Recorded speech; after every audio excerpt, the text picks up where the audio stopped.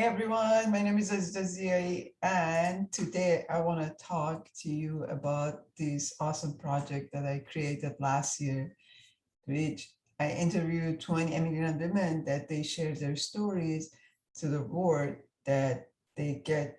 And my vision was to inspire and empower other immigrant women that they want to come here, they want to immigrate to Canada or any other countries, but they have that fear that what's going to happen next, or what's happening, or they are going through a hard time, because we all go through it.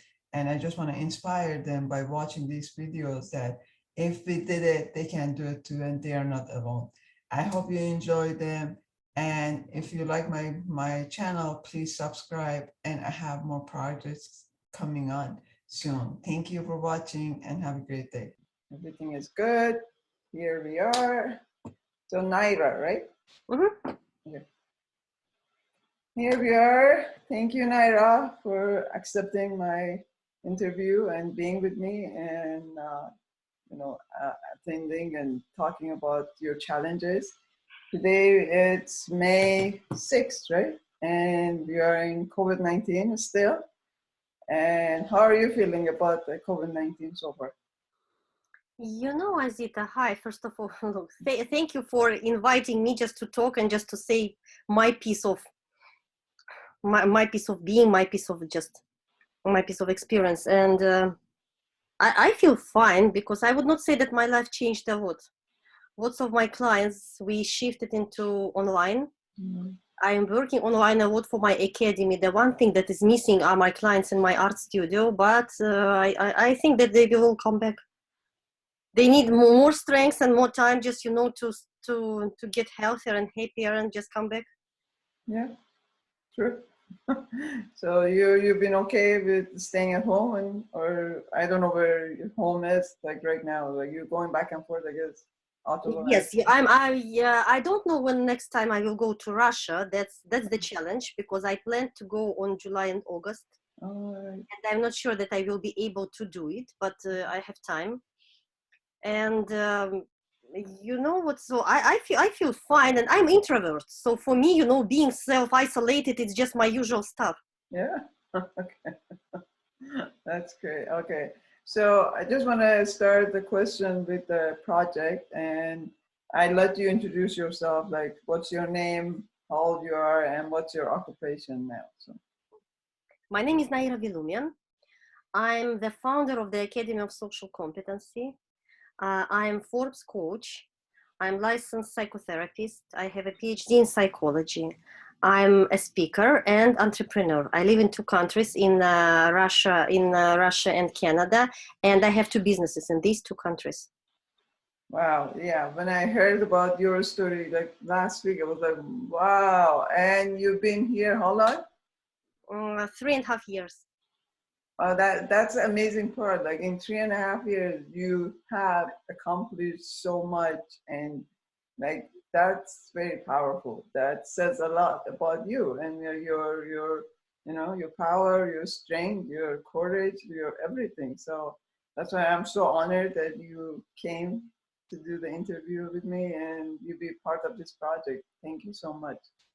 So maybe we can go from the beginning of how old were you when you came to Canada? And when I came to Canada, I arrived, I was 42. It was 5 years ago. I'm 47 now, but I did not stay in Canada. I came, I got my PR and went back to Russia just to get prepared.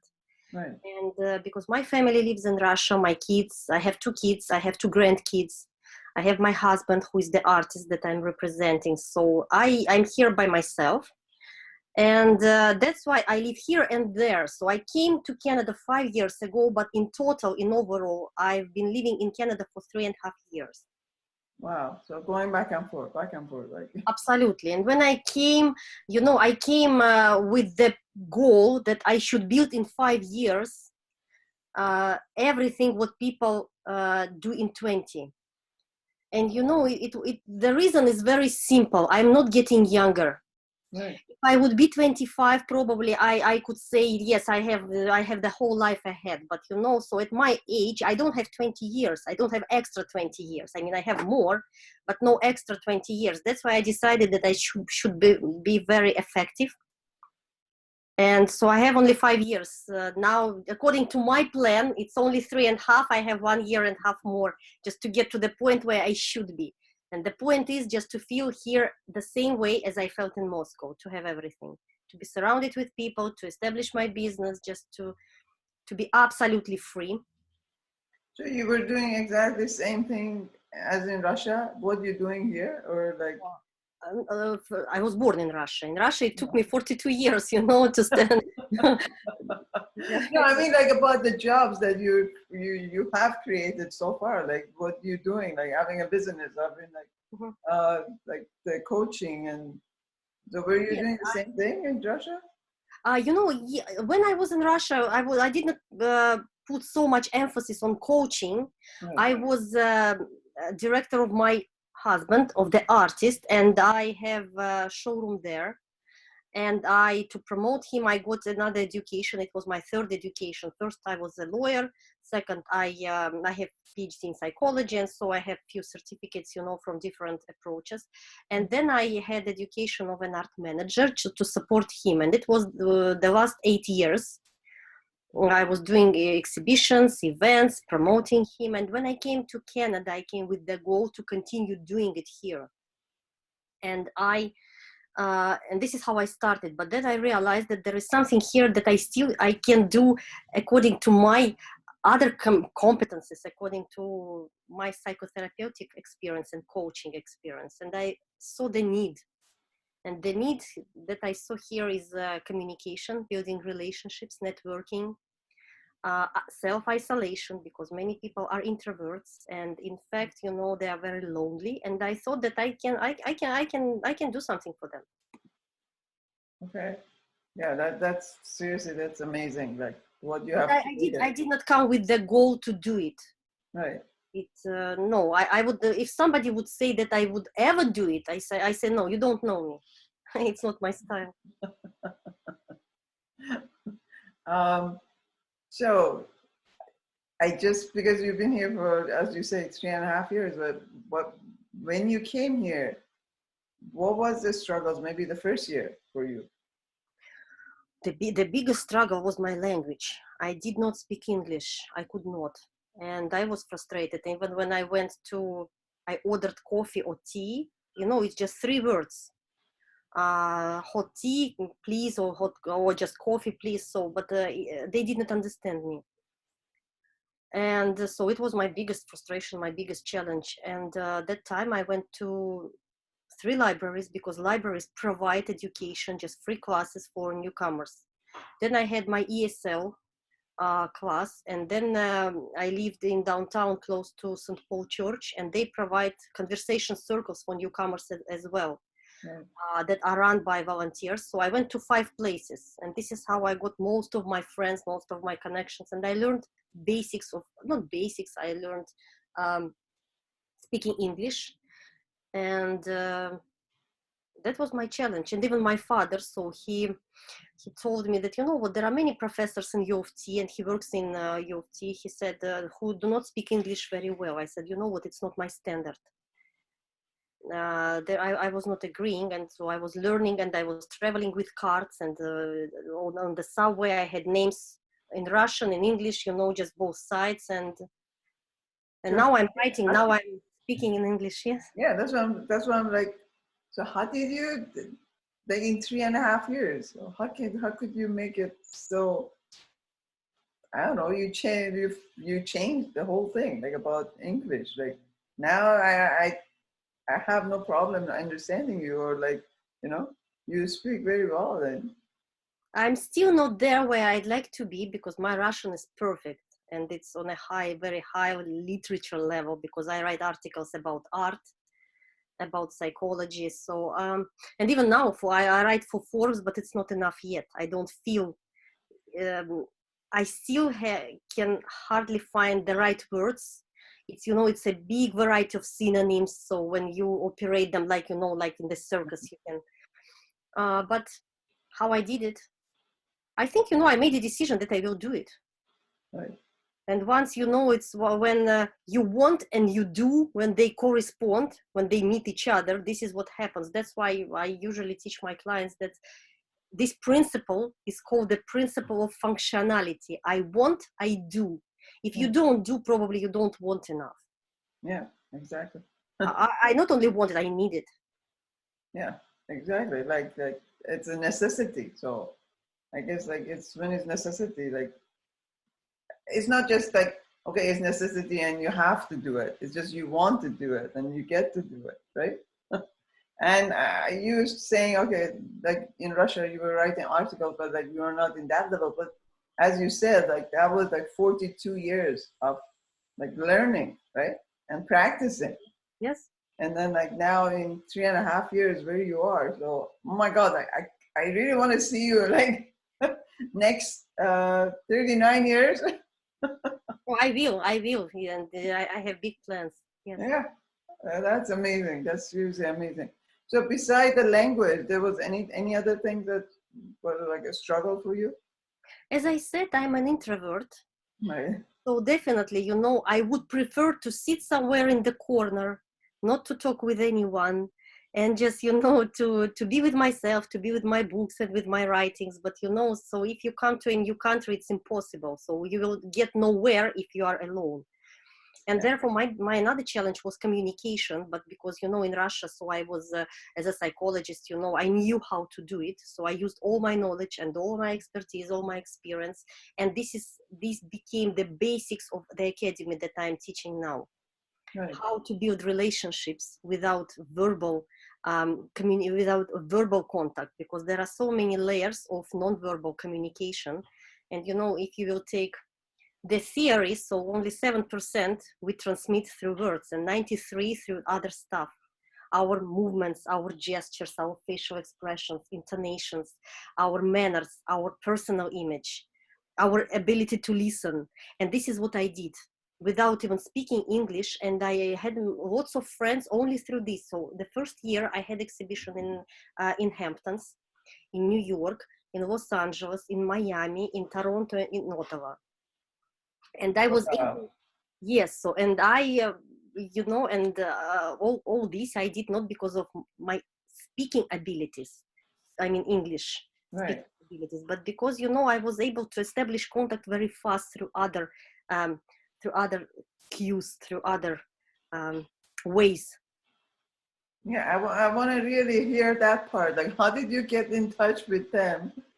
With like example, 7. Now you are talking with me, right? And look at your head, look at my head. Okay. You see, so it's the same direction. So yeah. I'm with you. I'm on the same wavelengths with you. You smile, I smile. Right. You take some intonation and I respond. I hear to your questions. I try to be, just attentive to what you say. And, there are many ways you can compliment people. You can say how great they are because they're really great. So then you involve your ability to see a bigger picture than who a person is. For example, look, you ask me questions and you're doing this project. It means that first of all, you're a caring person. Yeah. You are a giving person. You want to do something. So why not to applaud you? If I will applaud you, you will feel comfortable seeing me because I'm the one who is, who says how great you are, not puts you down. Right.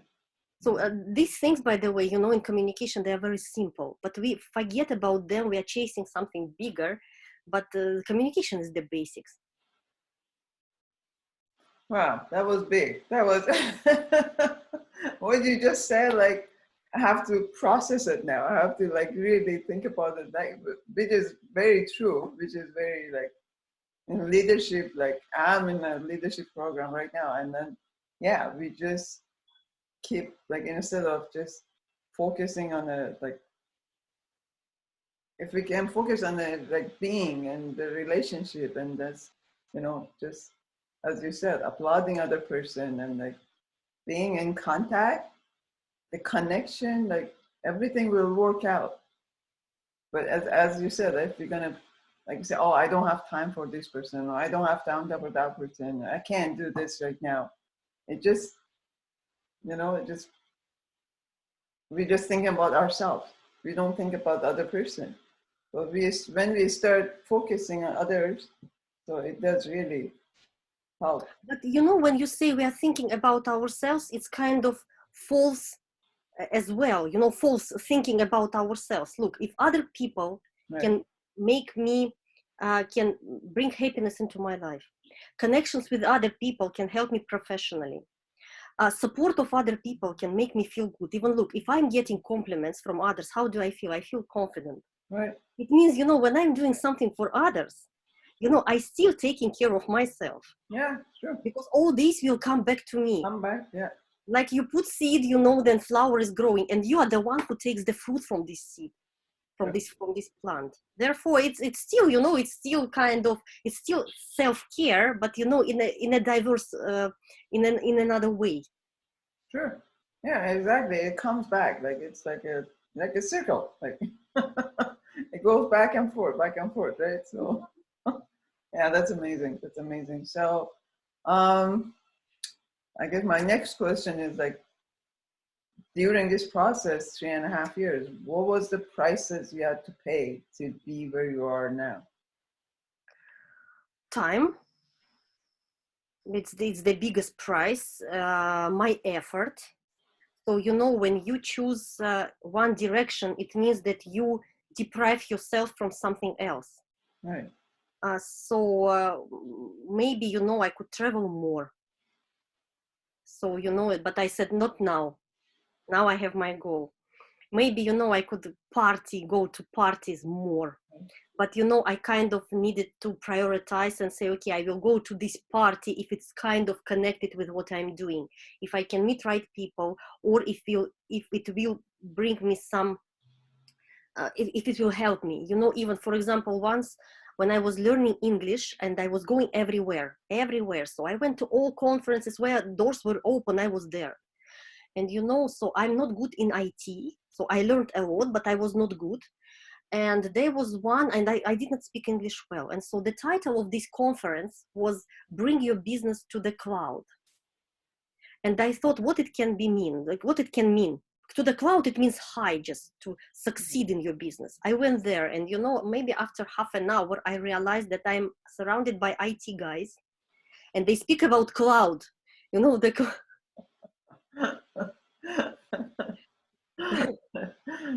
So you sat there and you learned something about cloud. So. I learned, but you know what I said to myself? I said, it's fine, I will not leave.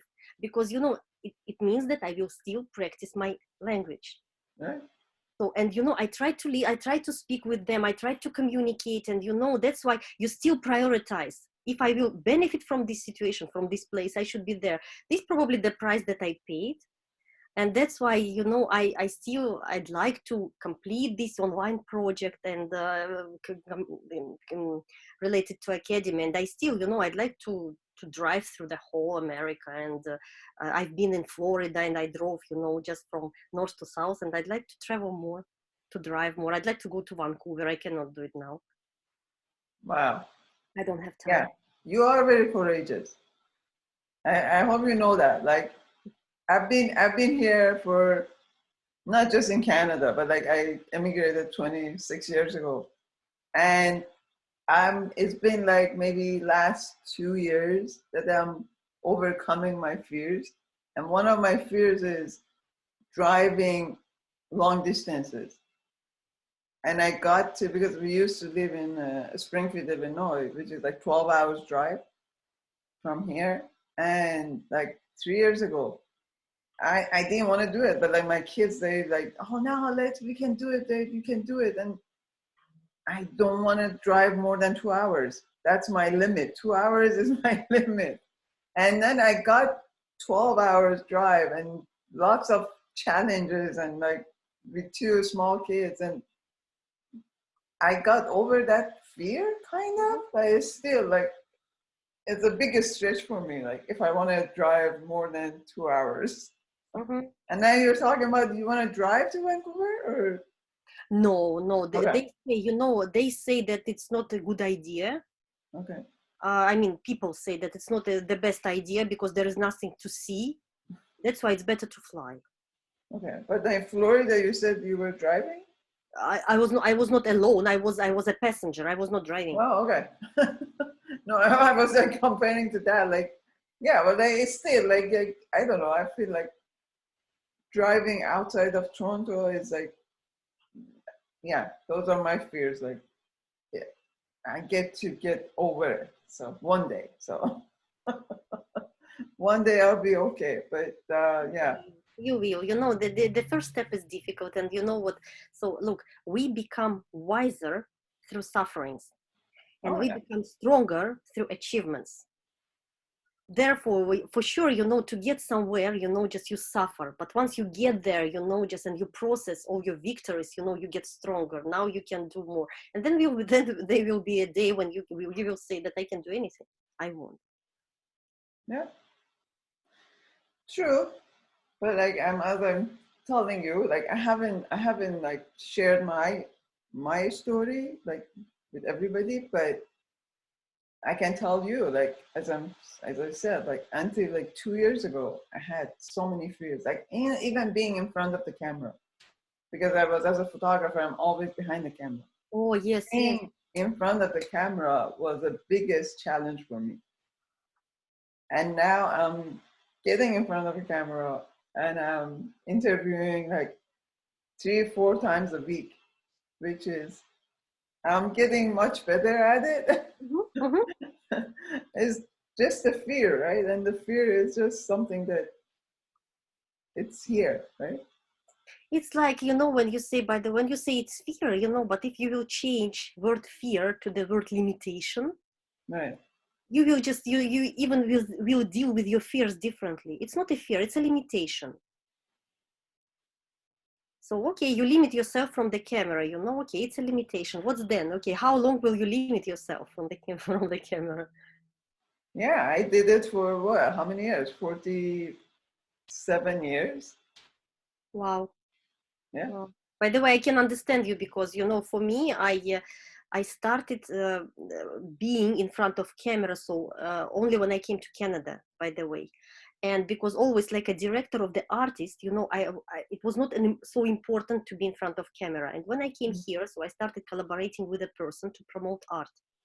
And we did events, and I said, look, I said, I don't make pictures. I don't have pictures. And I said, no, not me, please, you be for the camera. Paintings can be for the camera, but not me. He said, no. And he was very straightforward. He said, no, if you want to work with me, you should be in front of camera. He was, he was so strict. And I said, okay. And, and I stood in front of camera and I just tried to copy what he was doing. And now I'm fine with cameras as well. So I can Yeah. very well understand you. Yeah, that was the thing. Like somebody else put me in front of camera, and that was my life coach, and she knew like all my story and everything. And one of the things, like for my business, and I'm saying it now to mostly women, that they kind of hide behind their businesses. Like on Instagram, Facebook, I have so many Persian businesswomen that they have a picture of their like whatever they're making. Is Mm-hmm. it bakery? Is it like cooking? Is it like whatever they're doing? They're making money out of it. But when I see like a name of a business on Instagram and I don't see a picture of a person, I'm like, who is this person? Mm-hmm. Yeah, maybe it's a sweet bakery, something, the name, but there is no name of the person. Who is the person that making these things?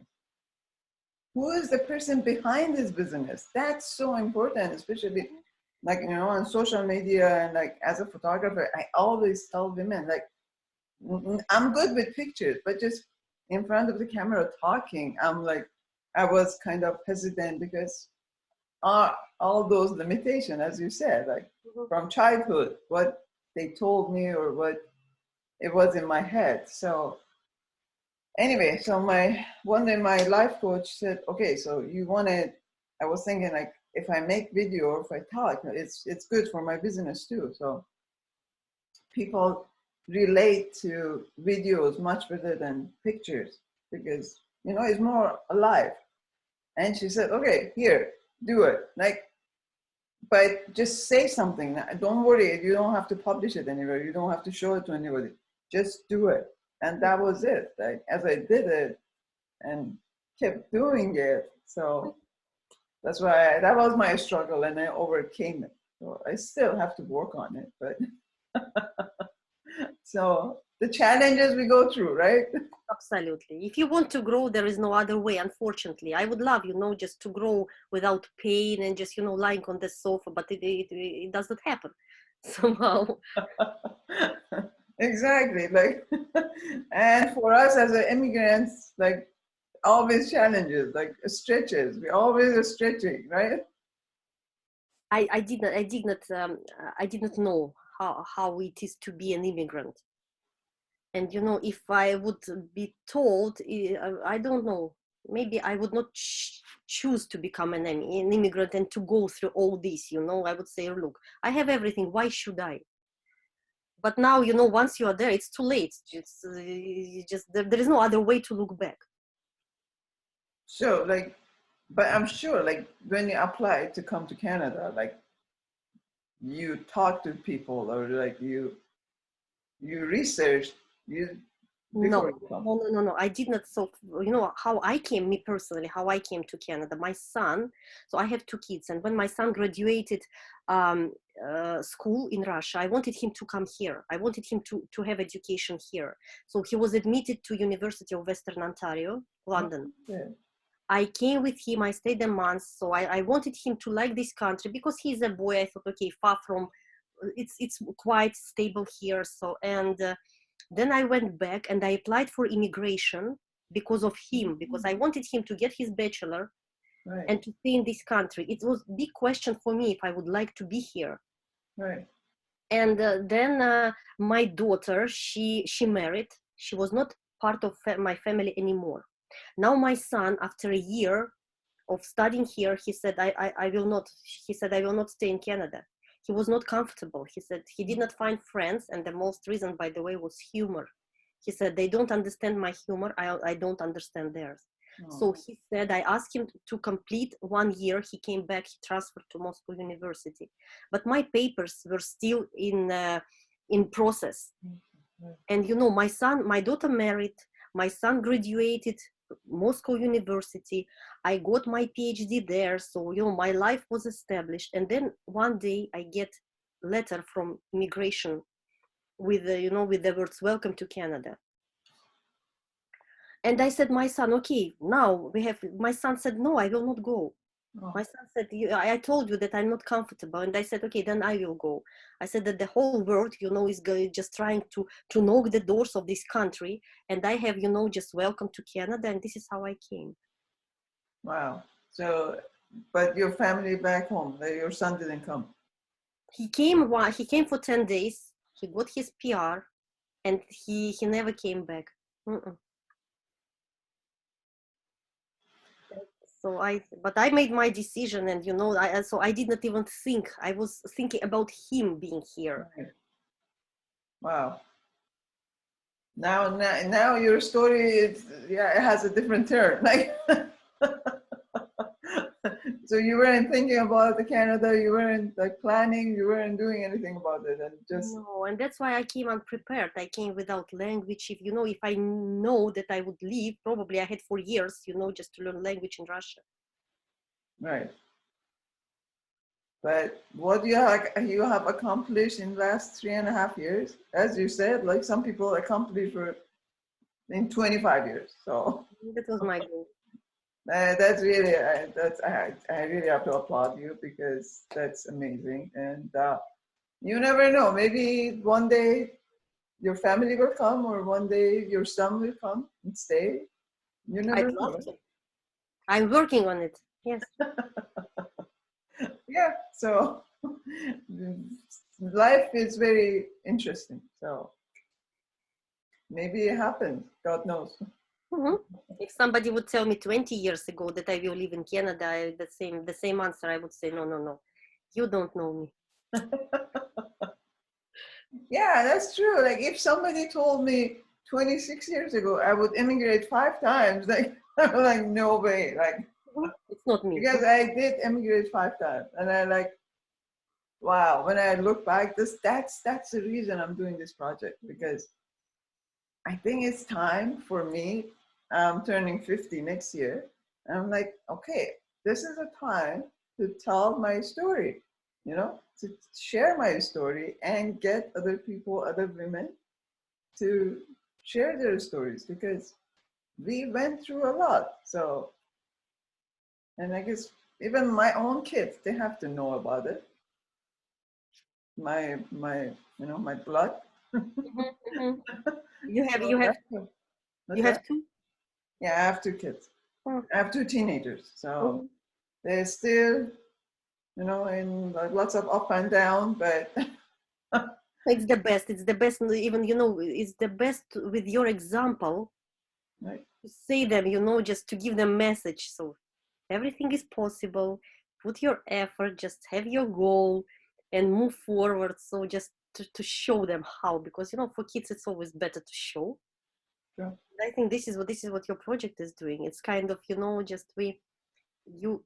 Uh, you sound like a voice of many immigrants, right? Just so what it is to be immigrant, what it is just to move to a new country and just to feel from being frustrated, just to feeling someone. Oh yeah, like right now, as I said, like where I am right now, because I am in a leadership program too, and what I've learned these past few months, like it make me, I feel like I grew a lot more. Mm-hmm, mm-hmm, And it's amazing how it works. Like, yeah, I have my business, but last few months, and because of the COVID-19, and like I'm not doing anything with my photography. mm-hmm. So this gave me the opportunity to do this, which is really comes from my heart, and which is like I'm really passionate to do something that I'm creating, and I'm gonna empower other women, and like sharing stories, and like that's like how things just worked out, like me being in the leadership program and being in COVID-19 and doing this is just like hand in hand, and amazing. I'm grateful. I'm grateful to whatever all these 26 years showed me, and I learned from it, and I experienced it. I'm still so grateful. So I'm so grateful to you, to be here, to connect with you, to know you, to share the stories. And I can't wait to see you in person, because we haven't we haven't met in person. So I've been all in online, but I look forward to meeting you one day in person, face to face, and come to a gallery, I guess. So It will absolutely happen, because one day it will be over, the quarantine will be over, and yeah, can you imagine what a big celebration people will have? I can just even think about, fantasize, we'll go to the streets. I think people will scream, like what other holiday that people celebrated? I think no one. yeah, No, like a New Year. even New Year is considered a family holiday. Now everyone is tired of their families. Yeah, Once we unlock our doors, people will go outside. yeah, I will look forward to that. So thank you very much, Naira. And I just want to ask, the last question is, like, what is the biggest suggestion you have for other immigrant women that they want to come here, or they've been here and they're in the first few years and My biggest suggestion when I came, and I tried to understand what is the best. uh, how can I succeed? What is the best? They should be like headline, like title, just like logo. What will happen? What I understood for myself. So first of all, because Canada is immigrant country, there are many services like, created to help immigrants. But the problem is that here immigrants here's these services, and in most cases they don't meet. Why? Because these organizations, they don't promote themselves yeah, correctly, and these people, they don't know that that these services, they don't have friends to ask. But that's why they should meet, and this would be a great union. Therefore, just my advice would be, and for me, I looked at this as a puzzle picture. Like, when you do puzzle, it consists of small pictures. Who, I believe that in this country, who gets more these puzzles, small puzzles, can have bigger picture. Sure. And that would be my advice. Just try to connect with people, ask questions. Just, one person says something, another person says something, and it will make bigger whole picture. You will understand what to buy, where to live, what not to do in this country. Plus, use all these services that were created for us. That government, thanks God, just pay for these services. And there is only one way, just to communicate. And that's what I'm teaching, communication and building relationships. Yeah, exactly. And go to all the conferences, even for a cloud, right? Absolutely. Bring your business to the cloud. Yes. No matter what kind of a cloud, but just go for it. That's it. It's symbolically cloud is good, right? Cloud is sky. And this is just it does not matter. You said, what's the cloud? Just up. Yeah, keep going up. Yeah. And yeah, that's the part, like, I still remember, and it's still happening, that the immigrants, when they come here, there is a gap here. Like, if you don't go and search and ask and like look online, so now online it's so much easier to find information. But before, like, you had to keep asking people here, there, and stuff. So I used lots of services, but how I found these services, people told me, have you heard about this? Have you been there?